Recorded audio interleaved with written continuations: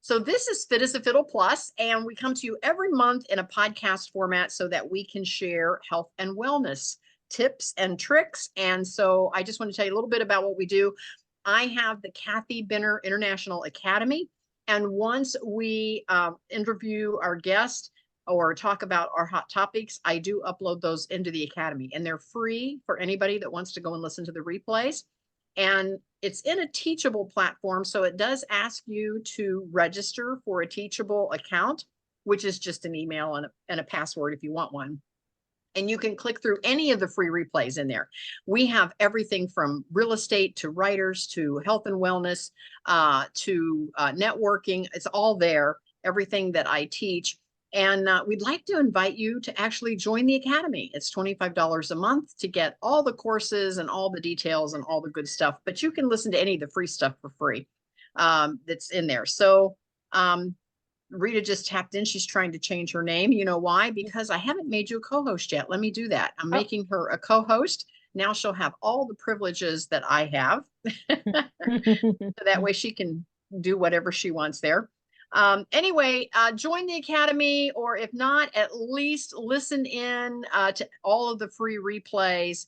It's great information. So we're happy that you are here. And I want to do a little segue over to Rita. I want her to tell you what it is that she does with the podcast today. And then Rita, tell us how you know Harry. But Rita, over to you. Absolutely. So, hey, everybody. I'm so glad to have Harry here. I'm Rita Brewer. I've been a clinically practicing physician assistant for 33 years, but really over the past 12 years, I developed a real passion for preventative health and wellness. After working in surgery for many years and seeing all the worst of the worst complications of diabetes, and once I realized that this is something that could have been prevented and reversed in most cases, I decided to pivot and move into the preventative wellness space. So I now coach patients, clients, and I specialize in type 2 diabetes reversal, but I'm board certified in lifestyle medicine, and I'm also a functional medicine practitioner as well. And I met Harry because he is also a surgical PA. And when I was looking to get back into the surgery realm, I found him and his practice with Elite Hands, which we'll learn a little bit more about, surgical PA service that works to supply surgical support needs as from a PA standpoint to any surgeon in our community who needed the help. So he's been my boss in that position, and yeah, he kind of pivoted as well into a new area that I thought would be great to let people learn a little bit more about today and how they could benefit from it. So I think you have his bio to read, though, right? Well, and actually, we're gonna let him share a little bit about that. But I do want to mention that Rita has a great website. I'll circle back to me. You can find me at kathybenner.com. You can find her at ritabrewer.com. And Rita, am I correct? You just did a masterclass here just recently. I did a free webinar, yep, talking about how to reverse your type 2 diabetes. Absolutely. And if anybody missed it but is interested, you could just send me an email on my website, and I'd be happy to get you a replay to check that out. Yeah. Now, here's what I want to say for those of you that are listening in. Sometimes you're saying, "Oh, I don't have type 2 diabetes. My doctor's never said that." But you could be pre-diabetic and not know it as things kind of creep up on you. So so again, there's a lot of factors that go into that. Rita can share, you know, if you want to connect with her, she can let you know if you're even at risk with that. And if so, definitely listen to her webinar because it's very, very timely information. So with that, I want to go over to Harry. And Harry, tell us a little bit about your journey. What did your early years look like, and how did you get to where you are today? I know that's a loaded question, but briefly, what's some of your early years like that even got you interested in doing what you're doing? From the earliest days that I can remember, I was always interested in medicine in some aspect. Interestingly, I was in a lot of clubs and organizations, and one of the things I got into when I was younger was Boy Scouts. And going through kind of that whole path, as you go through Boy Scouts, you get what they're called merit badges, and they're basically little pieces of life that you learn about to see what you may want to go into, whether it's finance or citizenship, community, world. beekeeping, some odd things, but I was always fascinated by anything that we did with the first aid stuff, emergency preparedness, first aid, wilderness survival, and just learning all those different pieces kind of got me into it at an early age, just enjoying it, liking it. And I don't really know what it was, but it was just something that drew me to that area. And then we were able to start doing CPR classes, BLS classes when I was a teenager, and I kind of jumped on all that stuff to learn it all. Then had an incident when I was in high school with a neighbor that had a medical issue. Kind of feel hopeless to a degree, not really knowing what to do. And I was like, I just want to be able to help these people and figure out what to do during, crises and everything else to help people out. I got stuck onto surgery early in life also. There used to be a TV show back in the day when I was a teenager called The Operation. And it was just on TV, and they'd show different operations on TV. Of course, they'd blur out what they needed to and everything else. But I'd be sitting there watching the stuff on TV when I was, again, 15, 16, 17 years old in the living room, because, there was only one TV in the house, and my family would walk in and be like, "What is that? What are you looking at?" I'm like, "Oh, this is the coolest thing you could see. They're doing an operation on somebody for whatever it was at the time." And they're like, "That's disgusting." I'm like, "This is great." Well, what drew you to that? I know that just it's one of those things like, okay, what 15-year-old is watching surgeries on TV? So you okay, read it too. It's just in you. I think it's just in you. It's just inherently in there. Yeah. Okay. If I was going to say it started earlier than that, I do remember the earliest classes in biology and pathology, and when we were in class and we're dissecting worms and dissecting grasshoppers, and we were doing a cat in high school, pigs, owl pellets, I think they were, back in 6th grade. I was just fascinated, and I couldn't, I may have been into it a little more than I probably should have been, but at least I took the good route of going into medicine. Well, and you know what? We've often said that I'm a passive income mentor, and one of the things that I do in the mentoring my students, my clients, is that I talk about what was their earliest passion. What are some things that they really enjoyed or were passionate about, even as early as elementary school. And oftentimes that's where the true passion is still hiding. It's in there. I think it is kind of inherently in there. Yep. Tell us about your time at the Nova Southeastern University and your experience on receiving an award. So I was accepted into Nova Southeastern University to their PA program there, which I say is kind of fortunate. I didn't go there undergrad. I was at a different university, but kind of got into all the extracurriculars in those places also. So going to a completely different school and not having been part of all those extracurriculars really threw me into my studies. And that's really one of the first times in my life I got to sit down and make sure I understood everything, was trying to get the best grades that I could.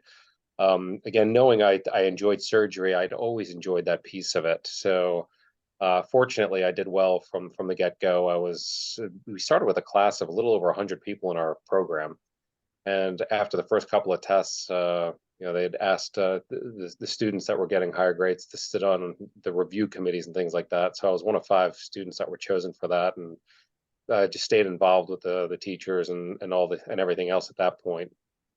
And when we were able to get into our didactic year, our clinical year, going through rotations, I picked up every surgery rotation that I was able to do. I was finding cardiothoracic surgery. I was finding all the extra ones that nobody wanted to do. And at that point, I started talking to people for physician assistants. At the time, residencies were still kind of new. There wasn't many in the country.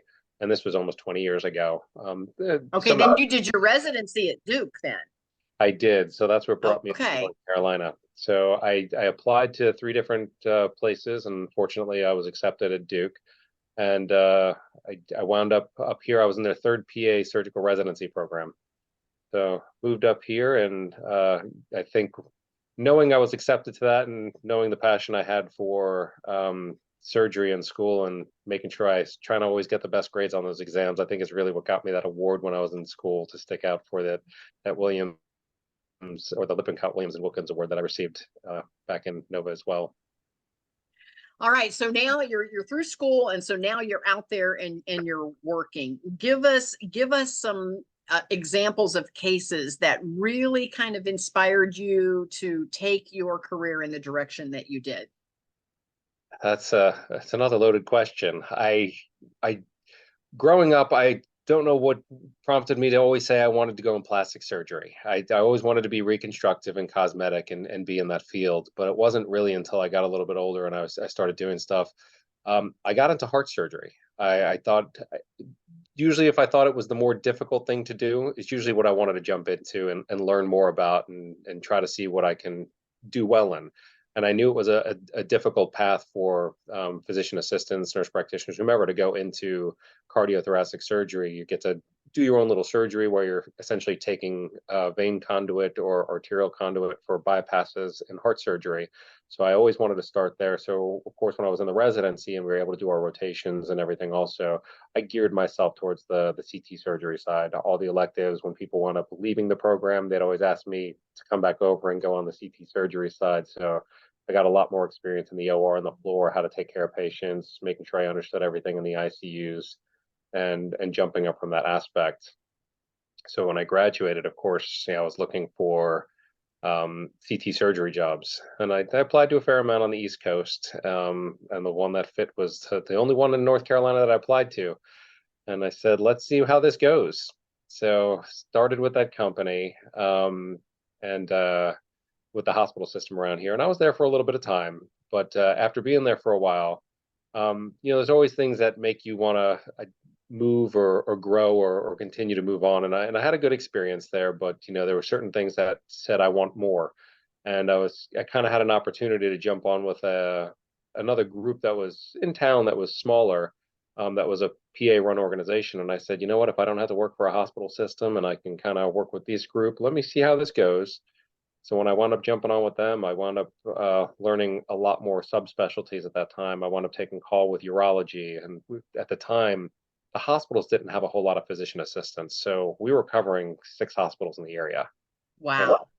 3, 4, 5 nights, you were on call, and you're getting 30 to 100 phone calls from patients at home, patients from the office, people on the floor. You have to keep going into the ER because they're calling you every time. So I picked up a lot in urology, picked up vascular surgery, started doing bariatric surgery at that time and some general surgery. And then after being with them for a couple of years, there was another group that came to town where all they did was first assistant surgery. And I said, oh, let me see how this will go, because now I can be back in surgery all the time. And when I got back in there, they kind of threw me in everything else. I picked up ortho, spine, GYN, gynecology. So I've done everything but brains, essentially, is what I tell everybody. Wow. Now, Rita and Harry, you both know that you're speaking a whole different language than what I speak. I mean, you guys could probably have a whole conversation with words that I don't know how to say. Well, that's okay. But you know what? I want to point out the thing that I love about Harry, like he said, he's worked in many different areas. And for those of people who don't know, the PA profession was started at Duke University in 1966. I didn't know that. So our profession is 58 years old. But when we started, or when I started, I'm a lot older than Harry. But we didn't have PAs in all specialties. But now PAs are everywhere, from hospitals, clinics, nursing homes, anywhere you can think of, we have PAs and nurse practitioners now, which is awesome. But the majority of us are employed by some sort of a company or other office. But Harry started his own thing, and that was really impressed me. So he started his own PA surgical first assist company to provide surgical service, because some doctors have their own PAs to help them in the operating room when they need it for a major surgery. But some of them don't, or they would for whatever reason. So he started this company called Elite Hands, and to be able to fill in those gaps, to provide those surgical first assist support to any surgeon in the community who needed it. And that was great for people like me who love variety. You know, I get bored just doing one specialty all the time. So it was great. And plus, we love operating. You know, that's just what we do.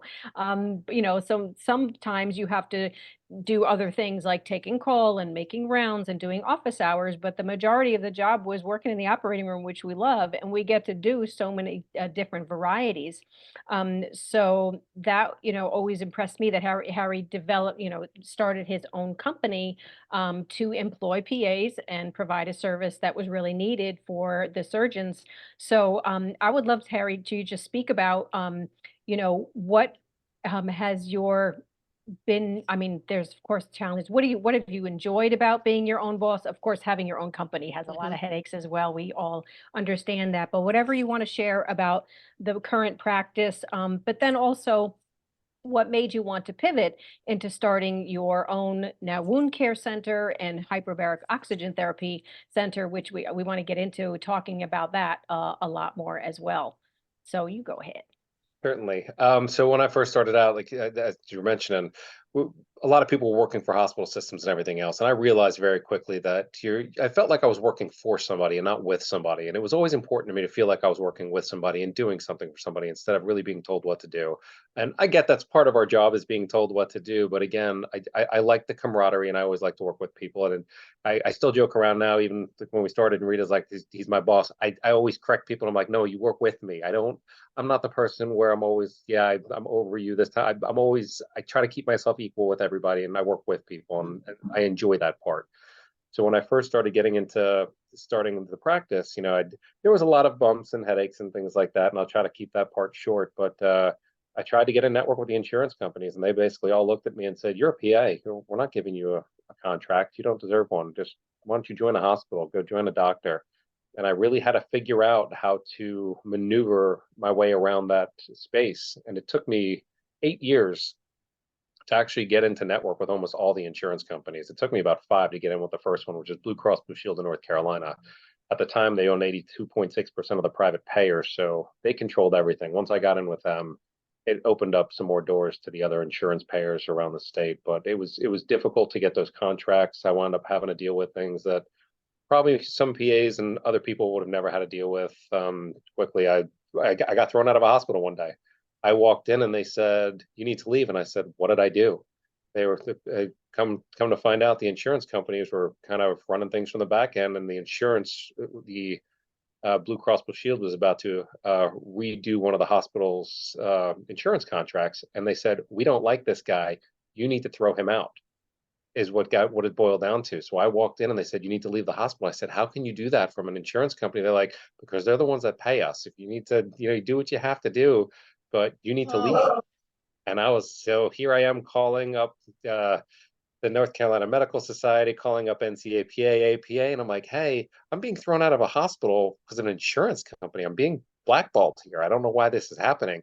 And I kind of got the pat on the back saying, "We appreciate what you're doing for the profession, but we have bigger fish we're frying. So keep on giving the good fight." And so I wound up having to deal with a lot of it on my own to kind of get through. How did you overcome that? That just seems, again, we hear this all the time where the insurance companies, kind of steer the ship, and it no longer is really about patient care. It's more about getting paid. Yes. So how did you overcome that? I'll always say there's always a little bit of luck with anything. I was lucky enough to come across some really great surgeons at that time, and some of them really had my back in terms of before they went to the hospitals, they went to these surgeons and they basically said, "You need to stop working with him." And they were like, "But he does things that nobody else is doing for us. He's covering the call, rounding everything else." They're like, "We can't give this up."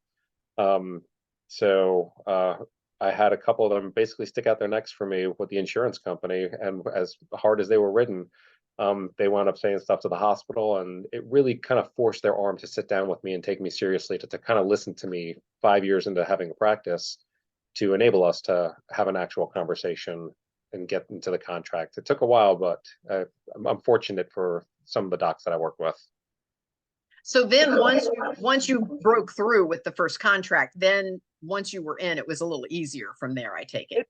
It did. It still took a little bit of time with the insurance companies, but I asked them when they gave me the information, because when they ran all these numbers behind me, when I sat down with them, I said, well, we're doing this, we're saving you money here. This is why you should be giving us contracts. They said, so let me get this straight. Because you're doing what you're doing, you're saving us money. And I said, absolutely. They said, well, prove it. I said, I can't. I said, I'm a PA. I'm busy. I'm working all day. And half jokingly, I'm like, you're the insurance company. You have all these numbers. Why don't you run it? And they looked at me and said, okay. They called me back 2 months later to sit down in this meeting, and they ran the numbers. And I was, I didn't think it was going to go too well at first. They were showing me, here's what everybody else charges, here's what you're charging, here's what the hospital. But then at the end of the 20-minute conversation, where they said we're costing this amount and everything else, they said, but here's people getting readmitted to the hospital. The people you're operating on are coming back down here. So they're basically like, you're corroding the numbers, is what they called it. They said, we need to pull you a network to see what it would be like to have everything that you're getting paid, and making sure that we're still making our savings also.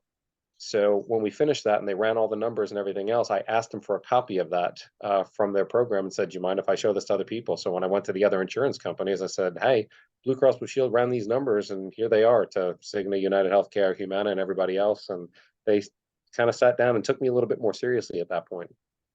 Now, for those that are listening that don't know, when a patient comes out of any type of a medical facility, if there is a readmission, the facility gets some black marks. And those of you that are listening, if you don't understand that, that's kind of what he's talking about. His patients were not getting readmitted because he was doing a better job getting them through that recovery rehabilitation type stage and getting them home, and they weren't having to be readmitted, which was what was saving the insurance companies tons of money. And so, yeah, kudos to you. Yeah. That's huge. And I really give it up to him for fighting this fight for so many years, because you've had Elite Hands for how many years now, Harry? I think I opened the doors in around 2010. Wow. Yeah. So now let's pivot to was it just last year you opened up a new clinic, right? Yes. So tell us all about that and what made you start that. So after the 9 years of being in network with the insurance companies, I felt like I wanted to grow the company, and I tried to figure out which areas I could. I did feel the surgery side may have been shrinking a little bit, because now there's a lot more PAs coming out. They started working for the hospitals, and I was trying to get contracts with them also, but they just wanted to hire their own PAs, and I got that. So I sat there and said, I've got all these contracts. The contracts are really good. What am I going to do with this? And then I started looking around and saying, I don't want to do family medicine. I don't want to do urgent care. And those are on every corner right now. And there are PAs and NPs opening those up. So I said, what else exists that's not around? And I just wound up realizing, even in surgery itself, when we wound up having wounds that were not controlled, we're calling very specific people. And it was very tough to get people into the wound care department. And I was like, I could do wounds. I'm kind of dealing with it on the floor. I'm dealing with the surgery. It's kind of my own surgery. And kind of the other part of that was, well, I guess I don't have to take call for emergent wounds. I can have kids now. And I'm like, maybe I can get out at a reasonable hour and all the other fun stuff. So I started looking into it. And when I looked around the state, there was one freestanding wound care and one freestanding hyperbaric clinic that I knew about in the state when I looked about 3 years ago. There was none. Wow. And talk about a need. Yes. So I said, well, the other ones that existed, well, I'm saying freestanding for people that don't know the difference. There are wound care clinics, but a lot of them are part of the hospital system. So it's kind of like the way the ER used to work. And I don't think people completely understand. There's a reason that there's urgent cares on every corner right now. So it used to be, before the urgent cares existed, all you had was the emergency room. So you'd go to the emergency room, and what would happen, you'd get two bills from them. You'd get the bill from the physician or PA, and then which is the professional side, and then you get the facility fee. The facility fees somewhere in the range of 10 times the amount. So just throw numbers out there. If your bill for the professional side was $100 to see the doctor or the PA, your bill for showing up at that hospital was $1,000, just because they're the hospital and that's what they're able to charge. So urgent cares got very popular at that time, because what they did, they went around and said, you know what, we don't need $1,100. We could probably make this work. And again, just making up numbers, maybe they'll give us $500 as a professional fee. You know what? The insurance companies are saving $600 now because they're not paying all this out. So over time, there was a shift. And what happened was the insurance companies picked that up, and they figured out how to force that shift. And what they did was change your copays and deductibles. So now you see on all your cards, the deductibles are a lot higher to go to an ER. It's going to cost you $200 to $500 as opposed to going to the urgent care, which is $20 or $40. Mm-hmm. So it took years to build that up and cause that shift, but they took everything away from the hospital, saying there is no need for anybody to go to the hospital to spend that kind of money. How are we going to cut costs? So I basically looked at what I was doing as the same type of shift, and I said, this doesn't exist in the wound care space or hyperbarics. So currently, they're all part of the hospital system. And again, some of these are outpatient surgeries, is what they're calling these, because we're debriding and taking things off of wounds. So these bills are not $1,100. Some of them are $22,000, $3,000, $4,000, $5,000, $6,000 a pop, and that's once a week that these patients are going in for wound care.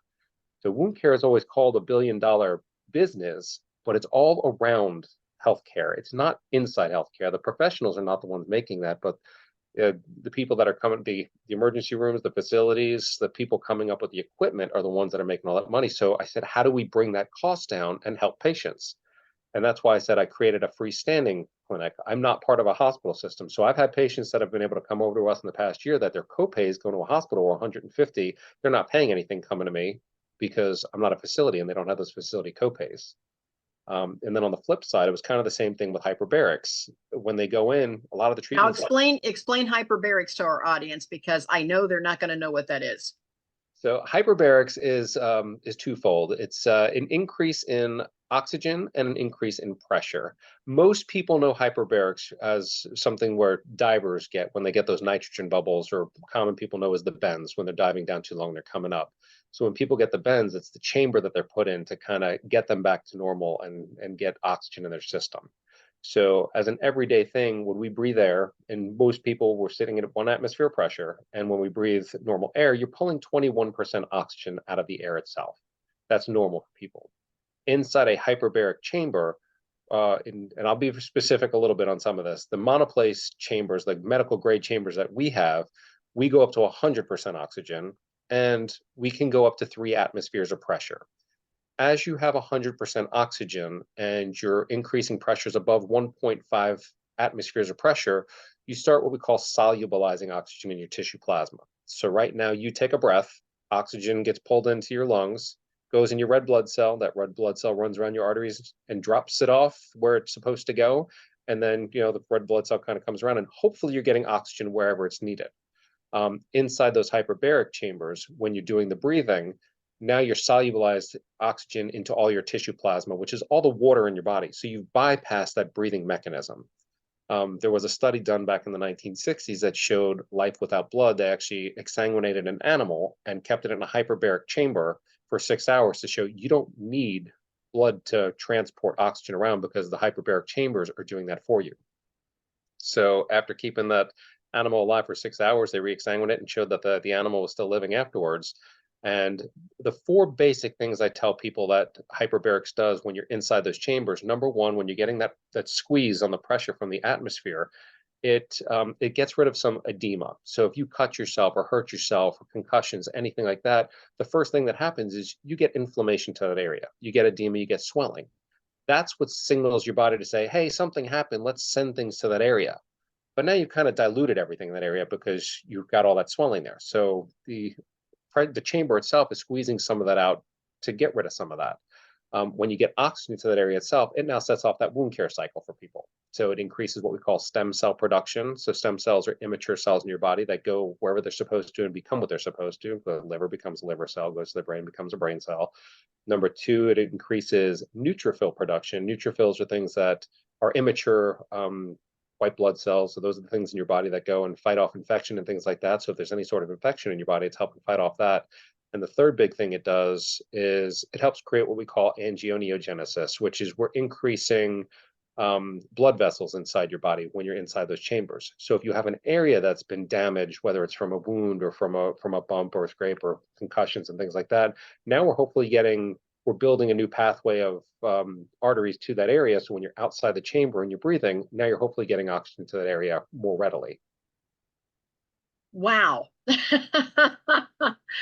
That's huge. I mean, that simply is huge. And how many patients have you helped since you started doing this standalone?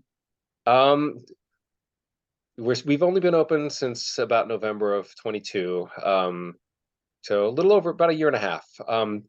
And I don't know if I have an exact number, but we're the fortunate place that we've been. Hospital systems are only able to do what they call on-label hyperbarics.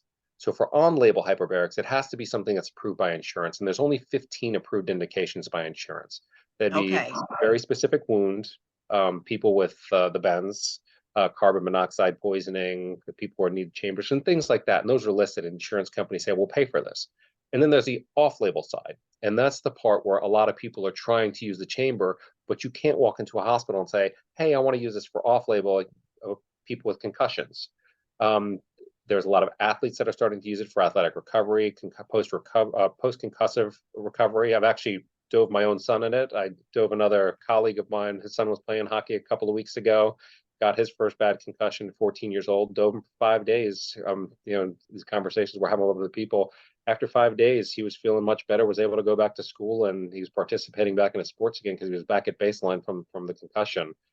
So that's the off-label side. So we're getting stuff from both sides. I don't have somebody there every month, but there are months where we have 3 or 4 patients diving. We have 2 chambers currently, and as we start getting busier, we plan on putting more chambers, and we built out for a lot more. So hopefully we're able to help a lot more of the community. But I realize it takes time to build the practice and get people in there also. Well, and the folks have to come to you because it's not a situation where you can go to them. Am I correct? Correct. And Yeah. that's part. The biggest issue that we have is education to people. As I've mentioned before, we have a medical grade chamber. People don't realize there are different type of hyperbaric chambers out there. So a lot of people will see the soft-sided chambers and they're like, oh, but I have a chiropractor. I have somebody else that says they're giving me hyperbarics. And as I mentioned before, when you're breathing 21% oxygen out of the air and we're giving you 100, at that point, if I remember my numbers correctly, your arterial oxygen at room air is about 157 millimeters of mercury. Inside a medical grade chamber, you're getting your oxygen up to 1,857. So you're more than doing 10 times the amount of what you can get oxygen-wise in normal air. The soft-sided chambers, they don't have oxygen at 100%. They're pumping in oxygen off a tank, so you're pulling in 24% oxygen. Again, you're only breathing 21. So you're going from 157 in your arteries to maybe 250.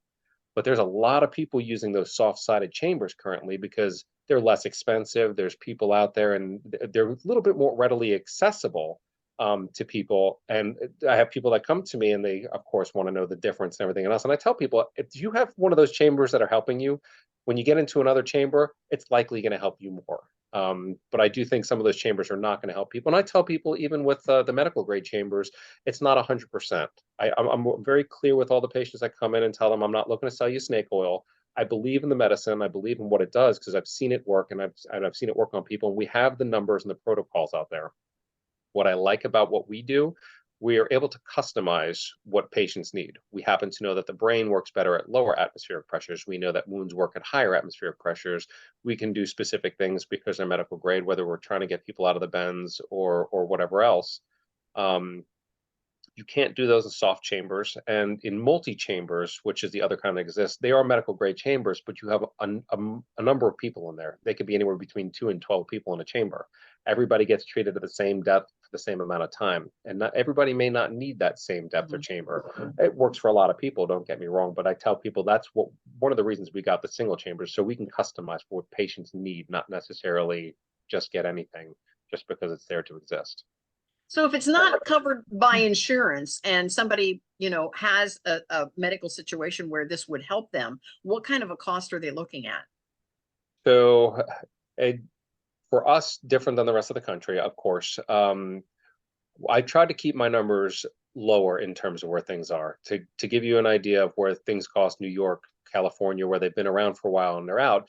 Some of these are between $400 and $600 per treatment.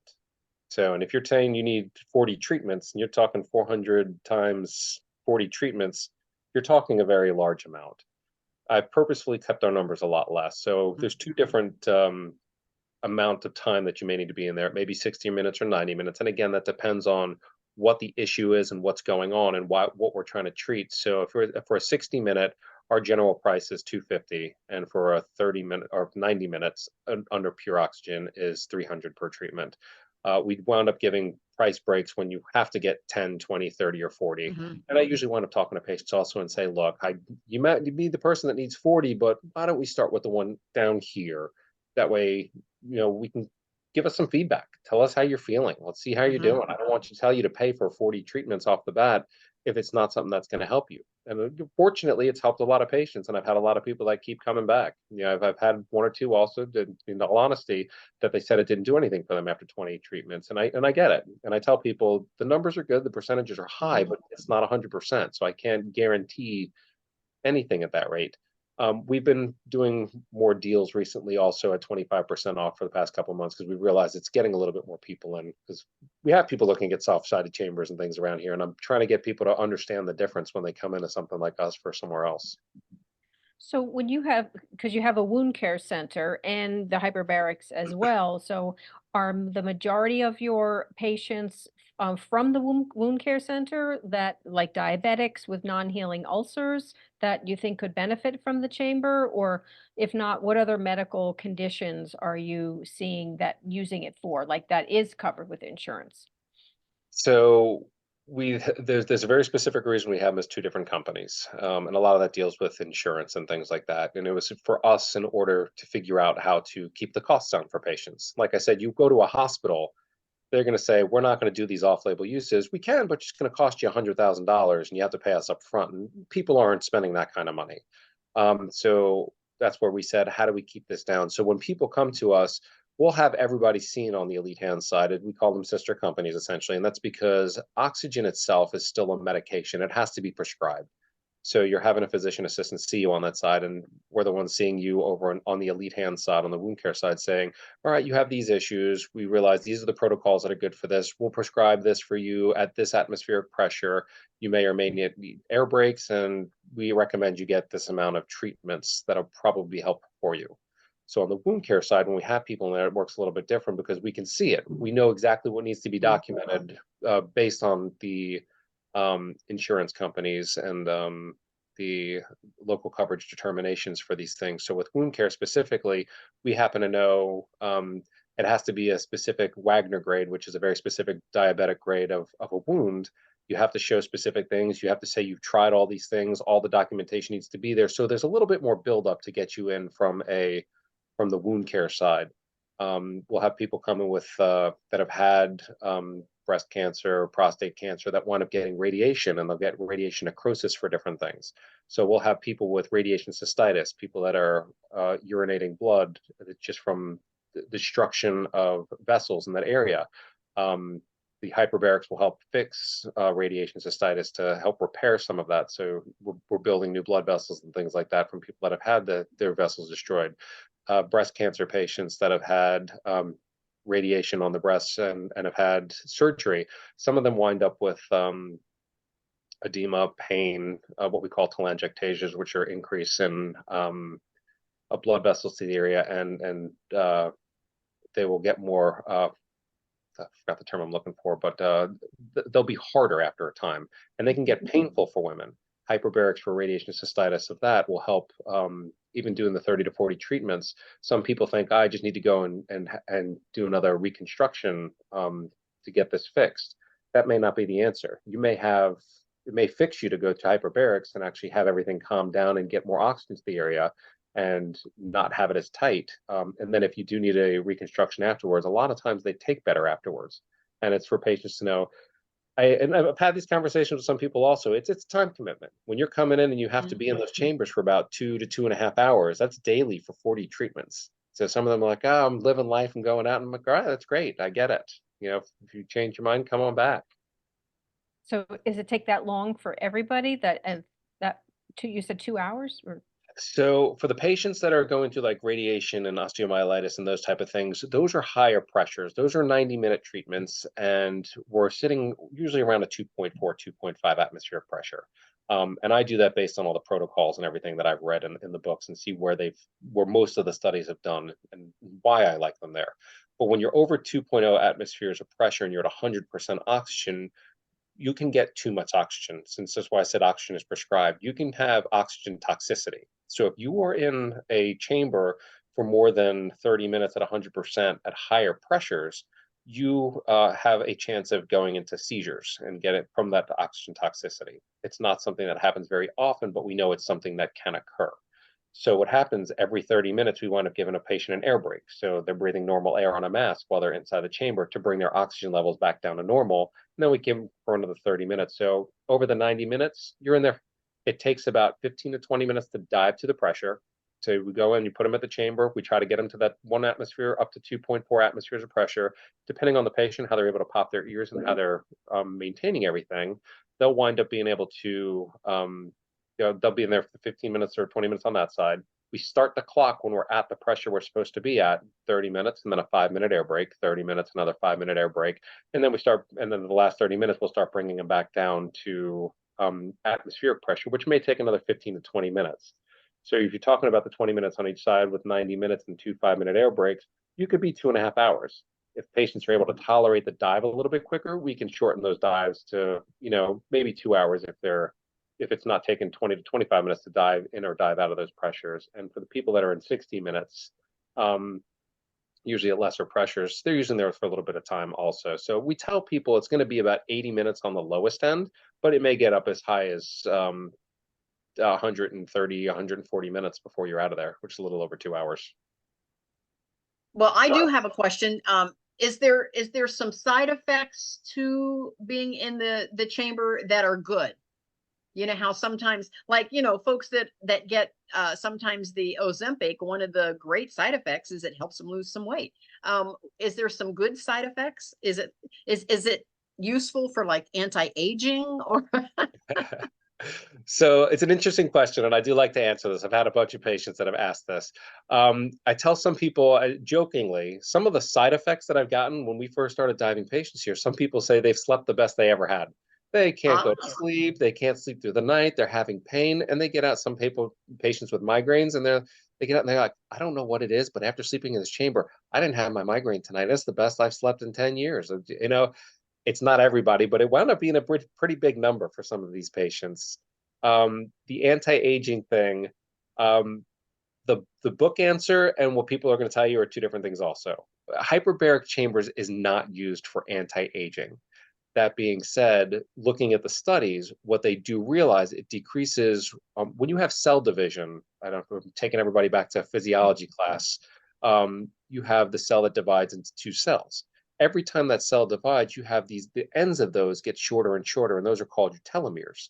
So as your telomeres get shorter, that's basically the division of life. When you get down to the point you can't divide them anymore, that's end of life, essentially, old age. You just don't live anymore because you can't divide any more cells. Hyperbarics has showed those telomeres to stay about the same or get a little bit longer over time. So there is no anti-aging per se. When you read all the books, it doesn't exist. But on some patients, they're showing that it's increasing the telomere length. So, right. And they do say that prolonging the protecting the telomeres increases longevity, though, right? Correct. Oh, yeah. That's cool. So what about also, for biohackers like me, people who just want to optimize their health, they may not have any, significant medical issues or the wounds or anything like that, but in the biohacking space, like what other benefits can people see? Is it like reduced pain, inflammation, joint pain, what other like autoimmune issues? Is there any research about that? Other benefits? There's research in a lot of different areas, which I don't think people realize, but basically almost everything that you mentioned, whether it's autoimmune disease or joint or this or that. I have patients that are coming in for rheumatoid arthritis in their fingers because it hurt so bad and they couldn't get anything else that was helping. She's now coming in maybe once every 2 to 3 weeks. And she's, after 3 years of being in pain, after the amount of dives that she's just doing it to maintain it now. She doesn't have any pain anymore. She says it's working great. I've had other patients that come in with just post-surgical, again, getting rid of edema. Because when you have arthritis, osteoarthritis, rheumatoid arthritis, as I said, one of the big things is you're squeezing a lot of that stuff out. Is it a permanent fix? No, and I tell people that. We can't permanently fix certain things. but knowing that we're decreasing the amount of edema and inflammation and things like that, and getting some healing back to that area, it does help reduce some of the issues that people are having. IBD, inflammatory bowel disease, patients with ulcerative colitis and Crohn's disease, they're finding that it's helping with a lot of the inflammation that they're getting, again, because you're squeezing a lot of the edema out, getting reparative things, getting neutrophils to those areas to help replace them. And there's a lot of micro stuff that happens also, and I know I didn't delve into all of those little pieces, but that's why it helps in a lot of different areas, again, because you're kind of hitting everything in the body at the same time. And the RA patient you were talking about, is that in conjunction with the RA meds or instead of? Instead of this patient, I think she's Wow. a psychiatrist or psychologist, but very smart lady also. And we had gotten into some conversations, and she was sending me some information on revitalization of cartilage, and I was like, I don't know of anything that exists for that yet. We had this entire conversation that I'm having with you guys now, and I said, look, I don't think hyperbarics is going to revitalize your cartilage, but I think if it's decreasing the amount of pain that you're having in your thumbs and you're able to move your hands better, then we continue to do it. And that's we've been lucky with her, and it has. So she, again, every couple of weeks, she'll just call us and say, I think it's time for another dive. I just want to come in. And kind of along those lines, we have another patient that has a chronic regional pain syndrome, who she's getting platelet-rich plasma, PRP injections, and things like that, which is keeping it down. But she's dove a couple of times with us also. And she's telling us that the amount of pain that she's in after she left, fortunately, I don't expect one treatment to help people. But fortunately with her, even after the one treatment she has, she said she felt so much better. She's come back occasionally also. She's not an everyday patient, but she's coming back occasionally just when she gets a flare up, she wants it to bring it back down. So she's feeling better from those things.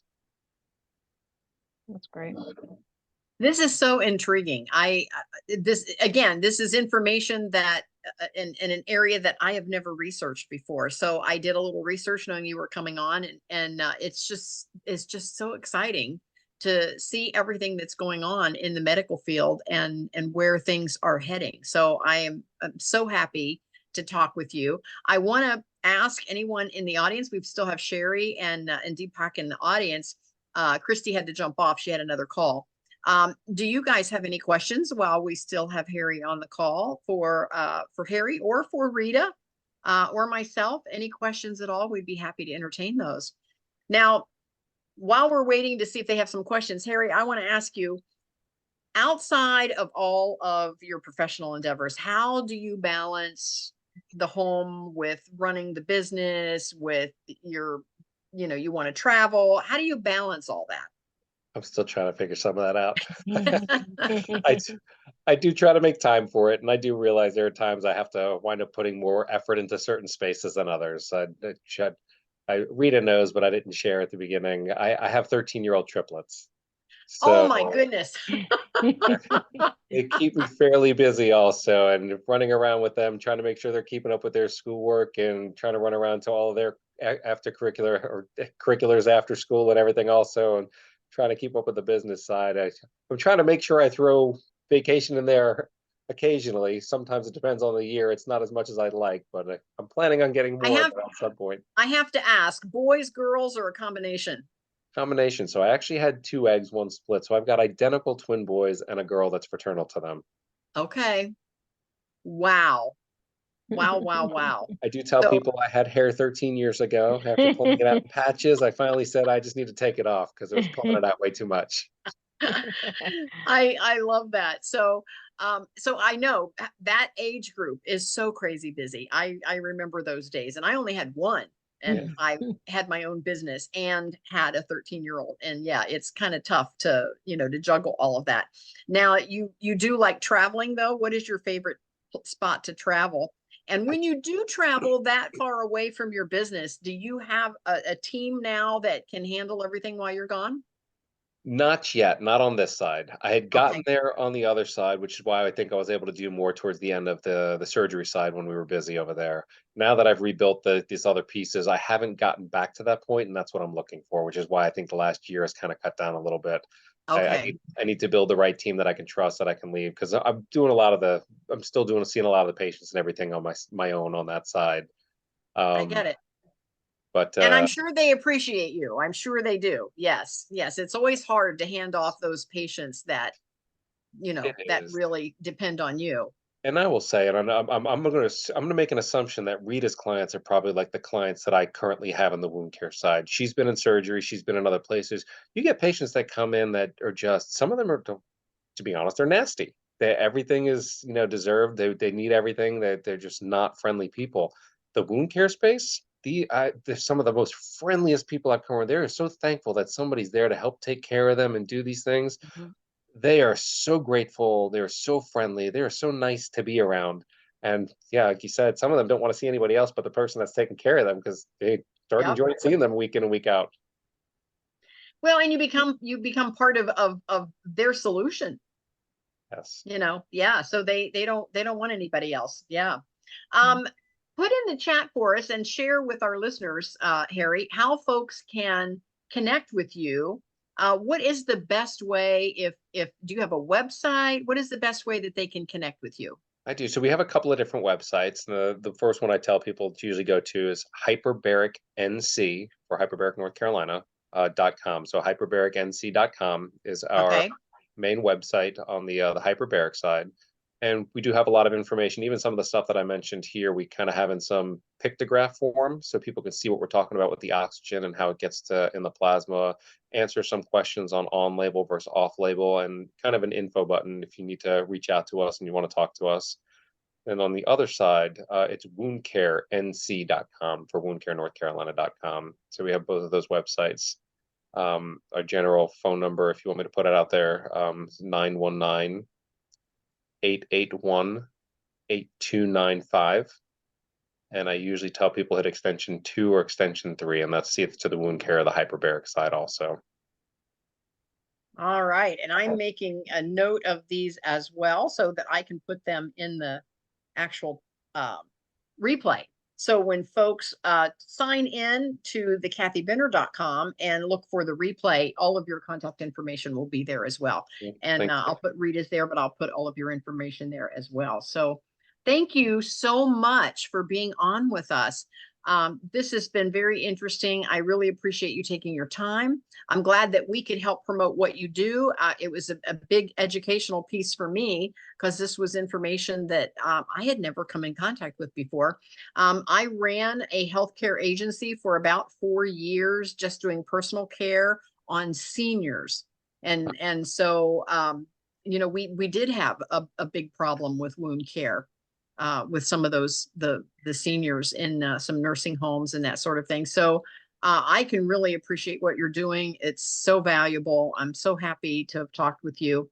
Rita, thank you so much for bringing Harry to us. And so folks that are listening, I know we still have a couple in the audience, but folks that are listening to the replay later, just know that you can go to kathybinner.com and go over to the health and wellness, and it is free. My platform is on Teachable, so you will probably be asked to open a Teachable account, which is just your email and a password if you want to put one in there, but it's free. And you can listen to all of our replays. They're all free. And all of the contact information for Harry and Rita will be there. But the Academy does have a membership site. It's $25 a month, and you get the entire Academy for that. And we do tribe trips, so maybe we'll go see Harry. Harry and Rita, we'll go to the Carolinas. Yeah. That would be fun. That sounds good to me. So anyway, join us. We're here every Monday at noon. We have a different topic every Monday. And then we're also back on the third Monday of every month at 4 with Rita. And Rita and I are talking about all things health and wellness. So thank you so much for being with us. And we will see everyone next time. Any last words from Rita or Harry? I just want to say thank you for inviting me to be on here as well. It was eye-opening. This is the first podcast I've gotten on, so I've enjoyed it. Interesting. Rita, do I tell him as a free gift, we actually include you in our speakers cabinet, and so you might get some invitations because I have now several different podcasters visit my speakers cabinet when they're in need of a guest. So so you might get invited to be on some more. So I appreciate that. Yep, I love it. I'm going to write down your phone number here real quick. Yep, I put them all in the chat box there. Thank you so much for being on, Harry. Perfect. Thank you, Rita. I appreciate it. My pleasure. All right. Thank you, Thank you, Kathy, as everybody. always. Yes, I love it. Thank you so much. And we'll see everybody next month. Take care. Take care. Okay. Bye-bye.